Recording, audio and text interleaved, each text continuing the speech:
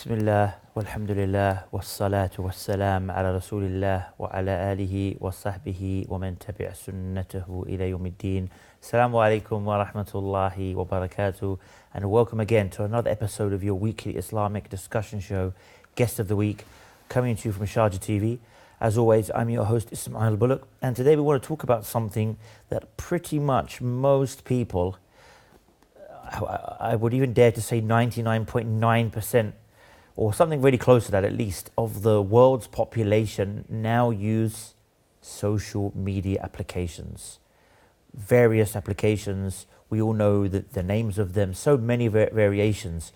So today we want to discuss the pros and cons of using those, because of no doubt you can either use them for good or you can use them for bad. And to do that with me is brother Mohammed Khan. Assalamu alaikum. Alaikum salam wa rahmatullahi wa barakatuh. Jazakallah khair for coming on. Barakallah fi. Now, social media, like I said, pretty much, I actually believe I saw some stats one time, and if I'm not mistaken, it was at least 90 or 90% of the whole world actually own mobile phones now and are on social media. Even some of what you may say the most poverty-stricken countries, they may live in a hut with a tin roof, or even a straw roof, but they have a mobile phone and to some extent social media, internet connectivity. So it's amazing how many people are using these platforms. But as I started off with, which we're going to elaborate on, there is so much, they can even do so much good, and unfortunately a lot of the time so much bad or wasting of time, etc., is done on these. So that's what we're going to discuss today, basically.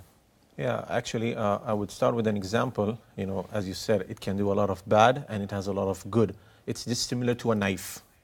With a knife, you can cut vegetables and cook good food. On the other hand, you can harm someone. So social media is exactly like this. It can harm, it has a lot of harms, it has a lot of cons, and it has a lot of benefits as well. And if we see that communication has progressed, previously, there was only verbal communication. Then came a time people used to carve images for communication. Then after that, paper was invented.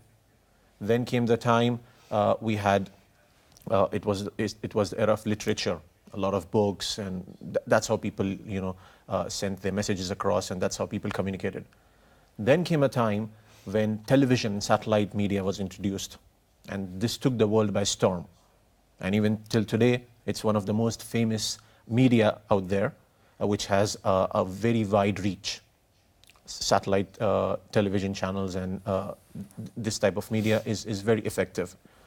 Now, for the past 20 years or so, we have social media, which has been introduced, and we have various platforms where social media and different social medias are introduced, whether it's accessible through phones and laptops and your computer, even your television set at home.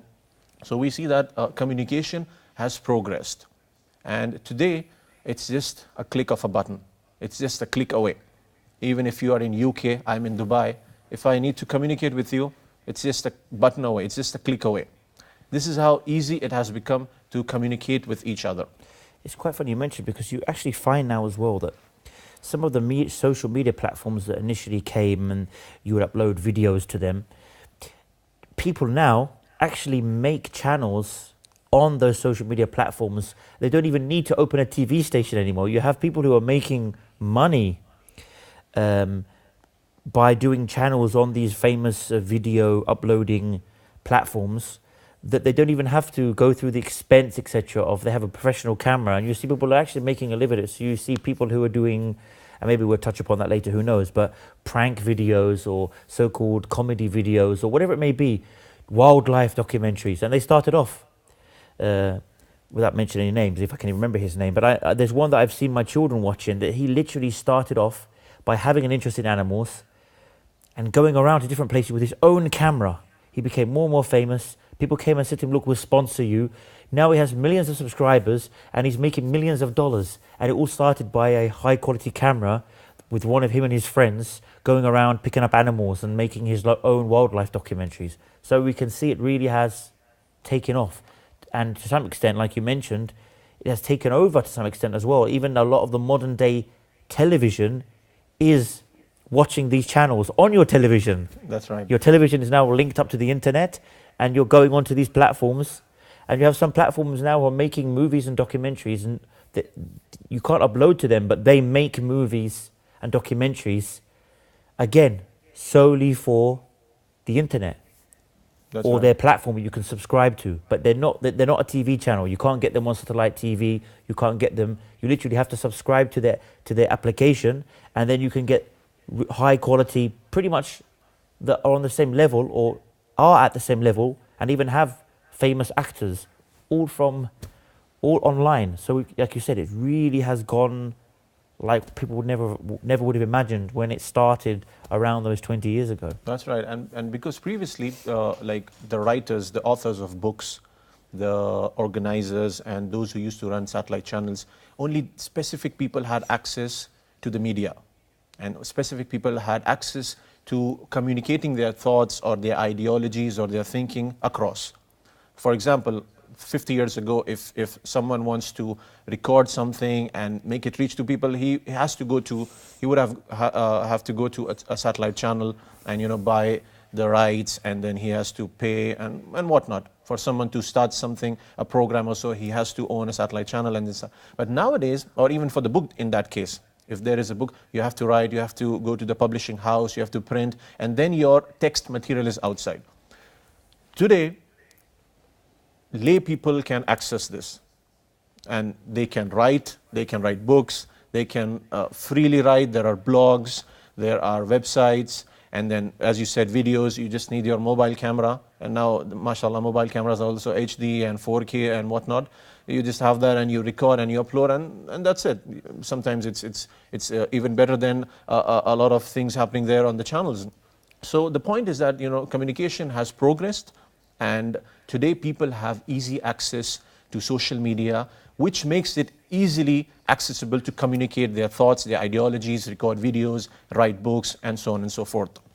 Therefore, as Muslims, we need to see this from an Islamic perspective, and we need to see the benefits and the harms of social media. And therefore, we control ourselves accordingly. We balance ourselves accordingly. We are not here to give any fatwa of haram or halal, but then we see what are the benefits and what are the harms of using social media. Number one, as I said and we've discussed, is communication. We can easily communicate with each other. And if we see that in the right perspective, as a good deed, Allah subhanahu wa ta'ala mentions in the Quran, and the Prophet sallallahu alaihi wasallam mentioned in various ahadith, that it is important, in fact it is fard, it is wajib for us to maintain the ties of kinship with our parents, with our relatives, and this makes it very easy. I think nowadays we are more sinful than maybe before, because before people had excuses that he lives in another country or he lives in another town, and then the phones came along. Oh, but whatever the excuse might be, but now they have so many platforms, so many ways. Pretty much everybody has these options where you can message each other for free on your mobile. Just need internet connection. So it's very hard now for anyone to get out of that. No excuse anymore. There's no excuse, really. Literally, there's no excuse. And this is what I tell the youth, especially when I address the youth about obedience towards parents. I tell them that after the lecture, or maybe now, you should send a message to your mother or your father saying that I love you and I thank you for everything. And this is something which is alien to a lot of people, because a lot of people are shy to walk up to their parents and say to them that thank you for whatever you have done, or I love you for the sake of Allah, and thank you, you've brought me up since when I was a child, and you fed me, you gave me this clothing and education, everything. So it is very easy on a daily basis, or even actually if you see maybe twice a day or once in 2 days, if we just text message to our relatives, especially the near ones, our parents, if they're not living with us, and even if they're living with us, if we do this, it makes their day, to be honest. It makes their day, it makes them really happy, and we can easily check on them. Relatives, not all relatives are usually living today. We don't have much of a concept of joint family, or people living, people are living in different countries, people are living in different areas, people are they are into diversified things, and people find it difficult to maintain the ties of kinship. So what you can do through social media is that you can connect with them. You can know if they need anything. You can know if they're going through a problem. You can fulfill their needs through social media, through these medias. And this will, inshallah, help you fulfill your obligation towards Allah subhanahu wa ta'ala of hukukul ibad. And this is a very important. You can easily communicate with your near ones. You can easily communicate with your friends. You can communicate with a lot of scholars and du'at. Because if we see previously, people had to travel, literally travel across countries to seek knowledge, to get access to a scholar, to learn from a scholar. Today, alhamdulillah, you just have it, you record a message. If you have a question and you get a reply from the scholar, you send an email, you get a reply, and Allah subhanahu wa ta'ala has made it so easy for us. So this is one of the benefits, that communication has become very easy, and we should use this in the proper channels. We should use this in the right way. Number two is that alongside communication, we also see that passing on information. Like, we can easily pass information, and this comes under the category, if we see from the Islamic perspective, to give da'wah has become easy. You can easily invite people towards Islam. You can easily tell them about Islam. You can easily share, like nowadays, you can share short videos. You can share WhatsApp. You can share some messages, some posters. You can share these things. And this way you can invite others towards the beauty of Islam. You can tell them about Islam. Because if you imagine, if you don't have social media, you go and you have to individually, or say maybe through public lectures or whatever the case might be, through in public gatherings, you have to preach or tell about Islam or correct people about their understanding. But nowadays, through these medias, it has become very easy, and it is very beneficial that we invite people, we tell them, we convey the message of Islam through these channels. And of course, having said that, we need to keep certain conditions in mind as well, that we don't just bombard people, because that's what happens. People they get overexcited, and then all of a sudden you'll see like 50 messages in a day, or you will see like there are post by post, every minute there's a post. So we need to go like gradually, then only our da'wah will be effective. But yes, this media is very effective when it comes to conveying the message, and when it comes to giving da'wah, and things have become easy. Like, you can type articles, you can type blogs. We have easy access to the scholars, to know about what's good, what's bad, to know about the fatawas. And alhamdulillah, through this media, it has become very easy for us, and this is one of the benefits of social media and the likes. You think about it, as you just mentioned, we have access to the scholars. We have so much access that we should, in theory, with what we have available through social media and through the internet, we should be, in my opinion, we should have more scholars maybe now than we had in the past, because we have. Before I go into that, we'll just go for a break. Join us, inshallah, after this short break.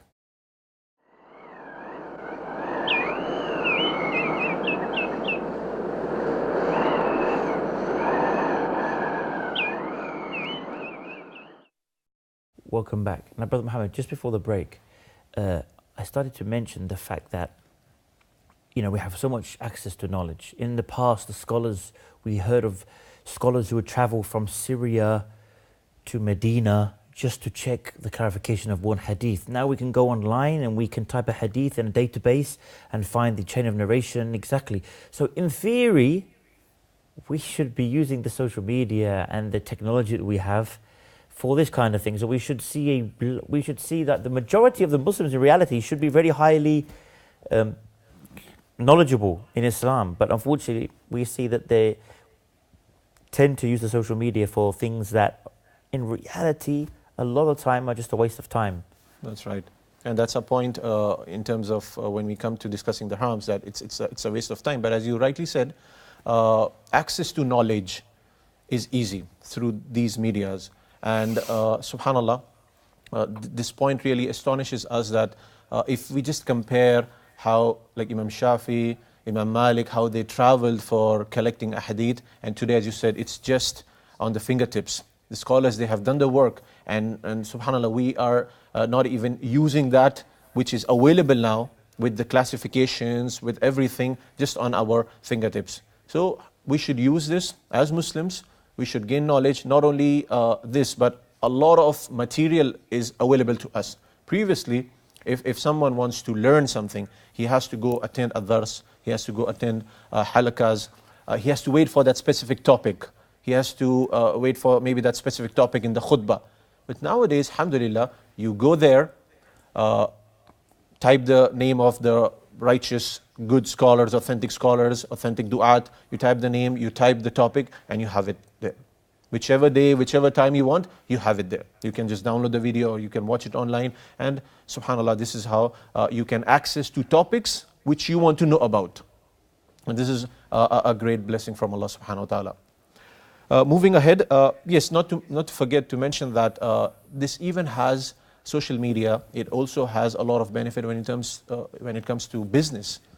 In terms of when we see the worldly perspective, if there is someone, it easily connects them. It's helpful for marketing, for branding, and it connects people like teachers with their students. It connects the employees with their bosses or managers.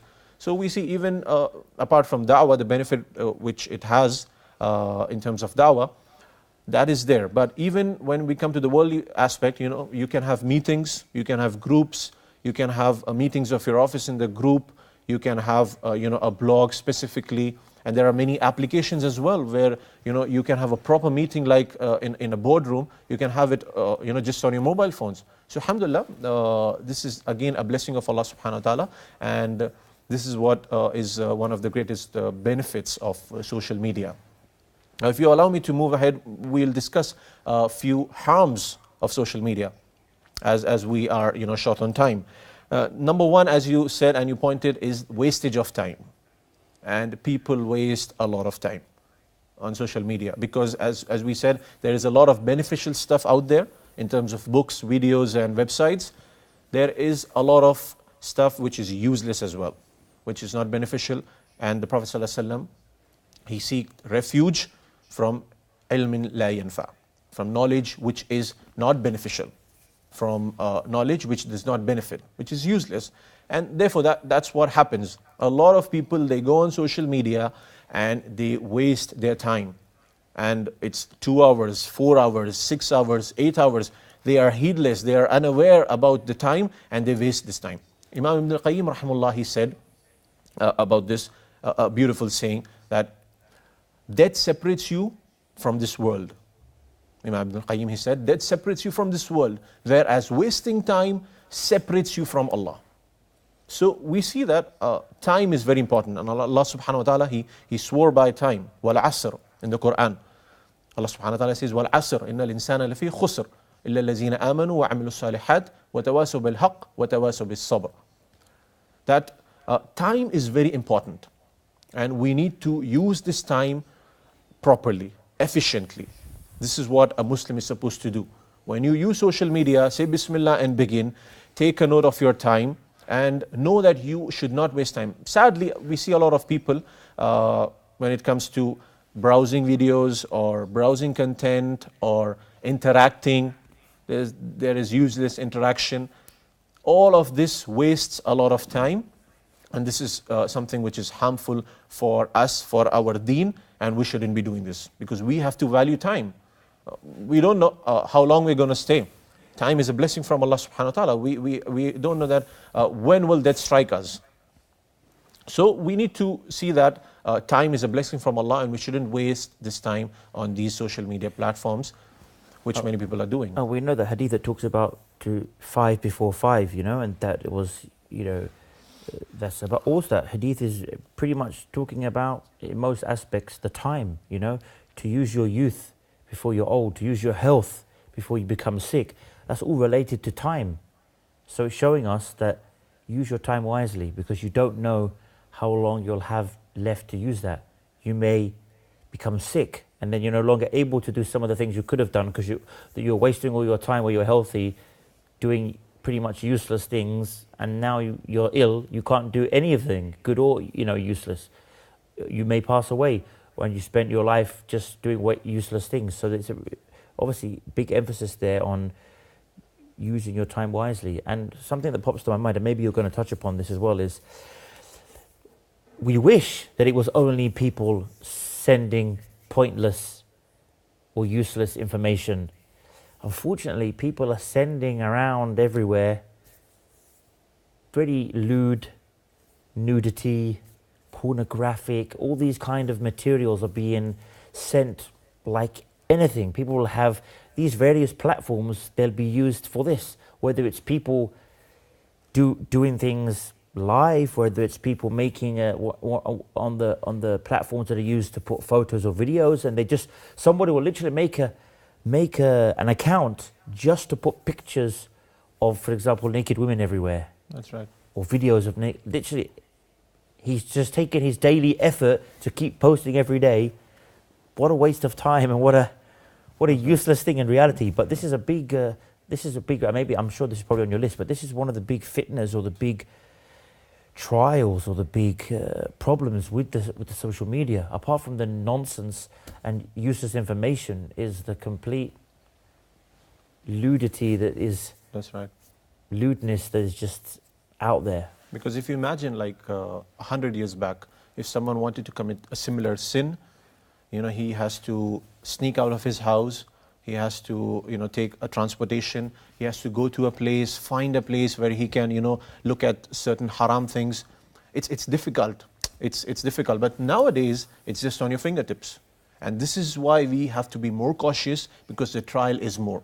And inshallah, Allah subhanahu wa ta'ala will reward us more, because the fitna is more. And if one is patient and he's conscious about Allah subhanahu wa ta'ala, he will get more rewards. And we should not leave our consciousness in a state of heedlessness due to this. People are doing that. There are people who are into haram. There are people who are doing haram things, like, as you said, uploading and making specific pages, to corrupt the youth especially.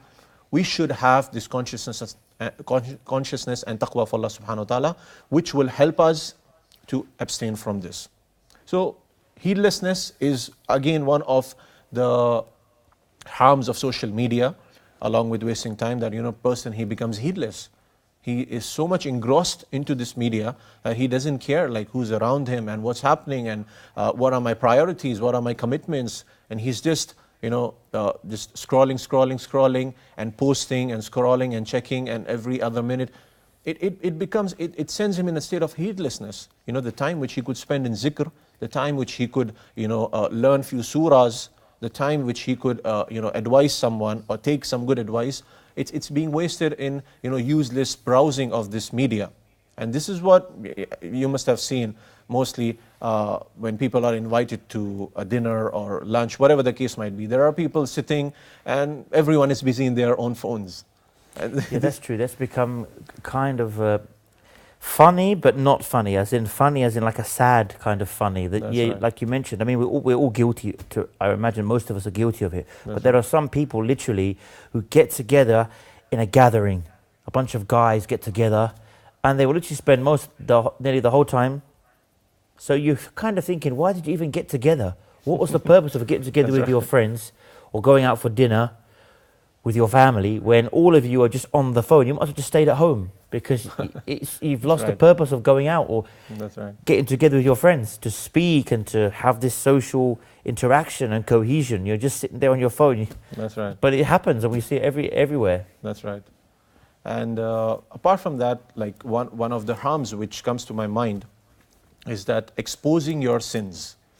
This is again a calamity, I would call, because the Prophet ﷺ, he said, all of my ummah will be forgiven except the one who sins openly. Now we know that when a person, he commits a sin in the day, Allah covers it up. He commits a sin in the night, Allah covers it up. Allah covers the sins of his slaves. Now what happens if a person, he comes by himself to expose his sins, and this is what happens, like people, they post on social media that, I did such and such a thing. I went to such and such a place, exposing their sins, what they have done, exposing, I have such and such affair, or they share something which is haram to watch, something which is haram to see, And this is how they expose their sins, and this is a very dangerous aspect which we should be aware about, because kullu bani Adam khata. This is what the Prophet ﷺ said. Every son of Adam makes mistakes, but the best of us is the one who repents. And when a person he falls into sin, he's supposed to hide it.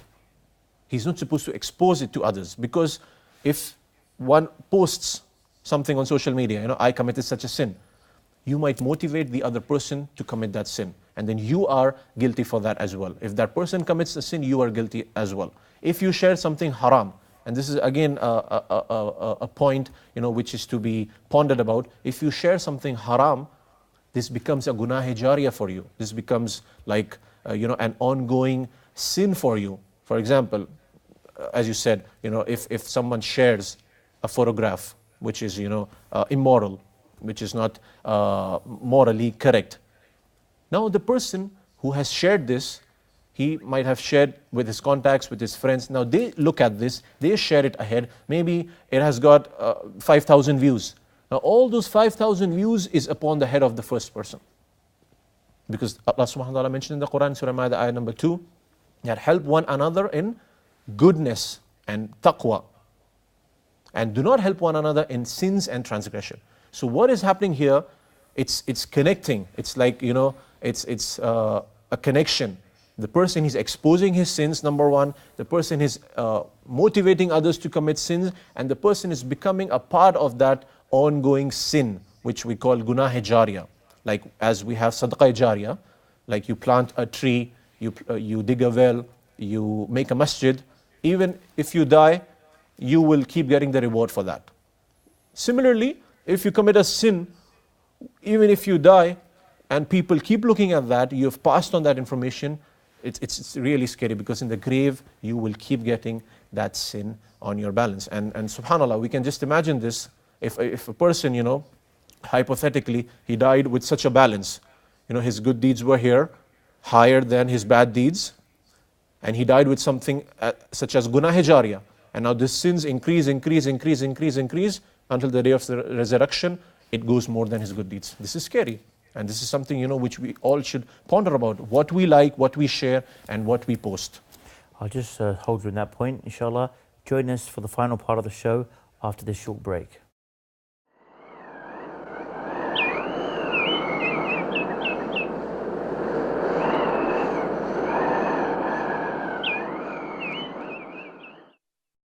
Assalamu alaikum and welcome back. Now, before we go on to the next topic, just recapping what you said, that was quite a potent thing that you mentioned. Like somebody could literally die, and his scales already, his good deeds are way above his bad deeds. But like you said, before he died, he shared a certain picture or whatever, and that keeps on going and going and going until it overtook. That's very, very, very serious to kind of think about and reflect upon. I guess now in the final part of the show, we want to focus on we've heard about the good things you can use it for and the bad things you can use for. So we want to kind of give some guidelines, or for lack of a better word, some etiquettes that can be for the viewers on how they should try and Islamically or correctly use the various social media platforms. The number one point is that we need to fear Allah subhanahu wa ta'ala. We need to have this consciousness of Allah, whether we are in the masjid, or we are traveling, or we are inside inside our house or inside the room where no one is looking at us, no one can see us, we have access to everything. We should know that Allah subhanahu wa ta'ala is watching us. And this will help us to, channelize, to be productive, and to use social media in proper ways. Because once you have this taqwa of Allah, because a lot of people, they keep doing wrong things there, but if people are around them, they stop. Or say even if there is a laptop or a computer in a house kept in a public area, say like in a dining room, where everyone can walk by and see what's happening there, a person might fear sitting and doing something wrong in that. Similarly, when you know that Allah subhanahu wa ta'ala is watching me all the time, and Allah doesn't sleep, Allah doesn't need sleep, and Allah is not unaware of my activities. Allah knows everything. Allah is seeing me all the time. So when you have this concept, you will inshallah use social media in proper way. And we need to have this. You start off with Bismillah, you use it for productive things, and have this taqwa of Allah subhanahu wa ta'ala. That reminds me of a very potent hadith, and you can probably implement that upon most of us. And may Allah forgive us and make us from those ones who really are opposite to this. But Allah talks about the person who will come on Yawm al-Qiyamah, and he will have like mountains of good deeds, and they'll become like dust. Why? Because when he was alone, he would come to those haram things. When no one's around watching him from mankind, from humankind, he would fall into these harams. So this wiped out his deeds. And this is very scary, because so many of us, in reality, some degree to the other, maybe can relate to this. So this is something to try and wake us up, really, to realize that when you're on that social media, to try and remember this hadith. All these hajjs and all these umrahs and all these salahs and all these da'wah and all this stuff you've done, which could be so high, but then when you're alone, you keep looking at this and looking at that and doing this. Quite serious. That's right. To say the very least. That's right. And we have to have this consciousness that we are accountable for whatever we do in real life and on social media, both. Because what happens is, you might see a person, he's fighting on social media. He's like a warrior. He's fighting with you. He's maybe backbiting. He's lying. He's slandering. Whatever the case might be. In reality, he might not be the same person. He might not have that courage, maybe, to do so. But on social media, or he might consider, for example, if I say such a thing to brother Ismail, he might feel bad. So he doesn't tell you when he meets you. But on social media, he's all, no problem. Why? Because we have some distorted concepts. Allah subhanahu wa ta'ala will hold us accountable for what we did in real and what we typed as well. What we did on social media as well. Kiraman Katibin, these angels, they record everything. Whatever you do online, offline, whatever the case might be. They record everything. That's right. We know that in Surah Qaf, Allah says, لا يلفت من قول إلا لديه رقيب عتيد. That you do not even mention a single utterance, a single word, statement, except that it's written down. So like you said, this is verbally, this is on the on social media. And even social media, we have to again have good character. We know the Prophet ﷺ said, أقربكم مني يوم القيامة أحسنكم أخلاقا. The closest of you to me on the Day of Judgment will be the best of you in manners. And we know that also the Prophet ﷺ said that the heaviest thing on the scales, obviously after Tawheed and the belief in Allah, is the manners. And the Prophet ﷺ himself said, إنما بعثت لأتمم أو أكمل مكارم الأخلاق. I was not sent except to perfect the best of character. And obviously the best of character ultimately, and the pinnacle of the best of character is the best of character with your Lord, worshiping Him alone. But no doubt it's about the way you speak to people and the way you treat people. So if you're going on social media and foul-mouthing and insulting, it's no different than judgment-wise, it's no different than doing it in person. You're still supposed to have good moral character on social media, like you said, not to be a keyboard warrior, where you're behind the keyboard and you're insulting and you're all doing all kinds of things because no one can see you. And you become like a second personality on the screen, insulting, swearing, but in front of everybody you're nice and polite. That's right. It doesn't work like that. That's right. And the harm there is that hundreds of people see what you do. For example, if it's an individual meeting, two individuals are meeting and they have some dispute, fight, or some as you said, display of bad akhlaq, that's a different thing. But here, hundreds of people are seeing and they get motivated. Then they learn this and then they start doing that. So, the harm is doubled here, which is something which we should be aware of. So, we should keep in mind that control your social media activities and don't let it control you. We are supposed to control what we do online and on social media, and we should not let it control us. Like if we manage our time, say I will have my time divided, and I will go here, I will go with a valid purpose, and I'm going to do this for specific time, specific minutes, specific hours, and this is my work, whether it's related to da'wah, whether it's watching something beneficial, whether it's your work, it's meetings, or whatever the case might be, it's marketing, let it be anything related to your school, universities, or workplaces. So manage time, and inshallah this will help you use it productively, and you will be away from the sins which we mentioned. Because what happens is when we become casual, when we become that okay, no problem, let's just go there and waste some time. This is the problem. This is what happens, and then we start browsing things which are useless. We start doing things which are useless. We start posting things which are of not much benefit, and this way we start to sway and we start to go with the flow of shaitan, and he deceives us in the harms which we mentioned earlier. So use it for beneficial purposes, and maybe like those who come from management and all, they can make a chart. They can time their things well, and they can know okay what they are doing exactly there, how many hours they require, how many minutes, and inshallah this is how they can utilize using social media for good. Apart from that, try not to waste your time behind like chit-chatting uselessly, or trying to make affairs and trying to make friends with girls and girls with boys, and the whole thing which is there, which is unacceptable and which needs to be maintained. Try not to do this, because a lot of people, they waste and they try to hunt spouses. They try to think okay, now I can get married here, and they start hunting. Alhamdulillah, Islam has a proper channel for everything. If a boy, he wants to get married, there is a proper channel he has to go through. If a girl wants to get married, there is a proper channel she has to go through. But we use these things, and we use this in improper way, and then we end up in difficulties. I mean, and the reality is the majority of them who start like this end up in troubles in a bad way, because someone, like you said, behind the screen, you don't know the reality. Of course, the person who wants to propose to the woman, who wants to get to know her, is going to be the best guy behind the screen because he's after something, or maybe even vice versa.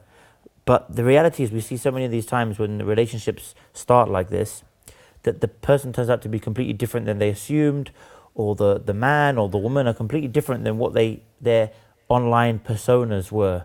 So this is something, like you mentioned, is definitely should be avoided. And something that comes to my mind is, we touched upon it earlier about the knowledge. So many of these platforms now have channels you can subscribe to, where you can do online courses. Right. So you can have a scholar who could be in Mecca or in Medina or somewhere, that you can't get the chance to go and spend months with him, but he has like a 1-year online program, for example, where you get sent 4 days a week, a 30-minute, 1-hour lecture. You listen to it.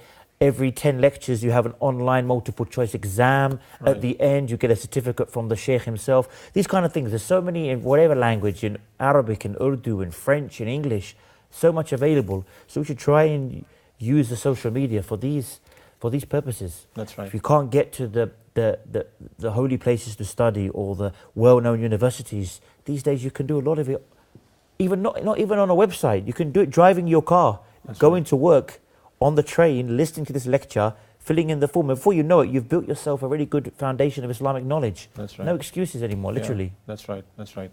And therefore, we use this in the proper channels, and seeking knowledge, giving da'wah, connecting with our family and friends, and using it in halal ways. And we do not sin.